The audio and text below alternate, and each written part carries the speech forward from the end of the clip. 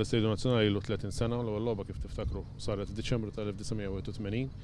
Minn dakinhar il-pitch ma nbidilx, għajra ftit investiment li kien sar fis-snin design, però allura wara dan tant snin, 35 sena kważi, il-pitch huwa kompat ħafna issa. Dak li ħafna pitches madwar l-Ewropa qed jinbnew bih matul l-aħħar snin, jiġifieri bażi ta' gravel u mbagħad għandek ħafna ramel u mbagħad għandek anke pit biex il-ħaxix jikber tajjeb.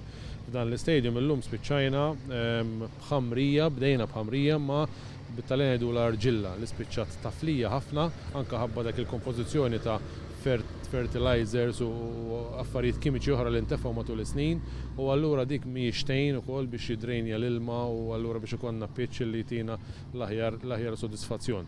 Ovvjament dan l-investiment ħajqum ħafna flus, imma ħajqum ħafna flus mhux biss għax ħaninvestu fil-sistema ta' hybrid li hija sistema ta' ħaxix naturali imħallat perċentwal żgħir ta' ħaxix sintetiku u allura jtik stabilità kbira fil-pitch u jtik aktar ħin biex inti tkun tista' tilab il-logħbiet. Dan l-investiment jgħid f'ħafna mill-stadiums kbar madwar l-Ewropa. Semmi Wembley, semmi White Hart Lane ta' Tottenham, jekk semmi Emirates ta' Arsenal biex nieħdu l-Ingilterra, semmi l-Ġermanja l-Stadium Allianz ta' Bayern Munich, fejn ħad intlab il-Euro, fejn jintlabu l-World Cups, illum kollha isiru pitches hybrid. Ix-xogħlijiet li qed isiru ħanibdew from scratch. Dan sar fl-1984, minn l-1984 xogħol bħal dan qatt ma sar. Grounds kbar normali jkunu għamluh 4-5 darbiet xogħol bħal dan.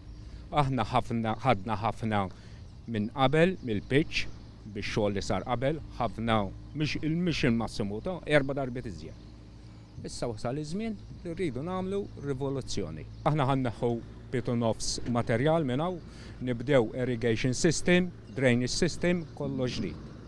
Anka l-kompożizzjoni tal-ħamrija, eċetera, kollox ġdid. U kollox modern, kollox ta' żminijiet tal-lum.